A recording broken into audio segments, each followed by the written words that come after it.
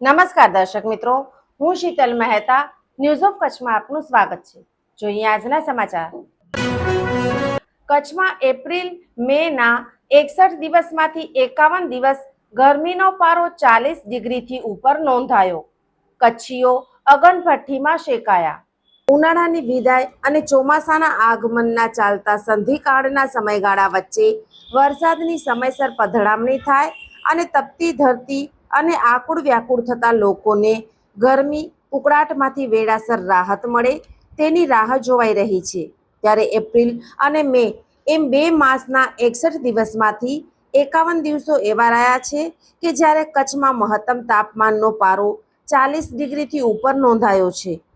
આ સમયગાળા દરમિયાન કંડલામાં પારો 45 તો જિલ્લા મથક ભુજમાં 44 ડિગ્રીના આંકે પહોંચતા અગનભઠ્ઠીમાં શેકાતા હોય તેવી આકરી ગરમીનો અનુભવ થતો હતો।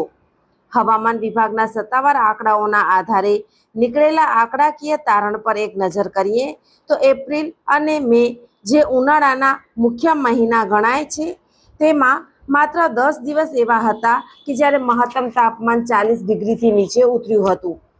માર્ચના અંતથી લઈને એપ્રિલના આરંભિક સપ્તાહ સુધી કમોસમી વરસાદના પ્રભાવથી ગરમીનું જોર થોડું નરમ રહ્યું હતું, પણ એપ્રિલના અંત ભાગથી લઈ મેના સમાપન સુધી સૂર્યનારાયણે એક સામટો આકરો તાપ ગુજરાતની સાથે કચ્છના વિસ્તારો પર અગનભઠ્ઠીની માફક વરસાવ્યો હતો।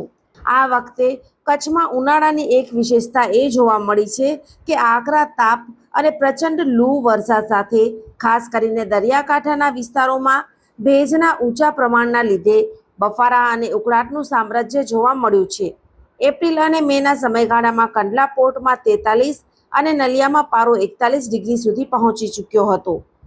મહત્તમ તાપમાન ક્યારેક નીચું નોંધાવા છતાં લોકોને તેની સવિશેષ અનુભૂતિ થતી હોવાનું અનેકવાર ચર્ચાતું જોવા મળ્યું છે। દર્શક મિત્રો, આજે તારીખ 2 જૂન 2026 આ હતા આજના સમાચાર। આવતીકાલે ફરી મળીશું, ત્યાં સુધી મને રજા આપશો। નમસ્કાર।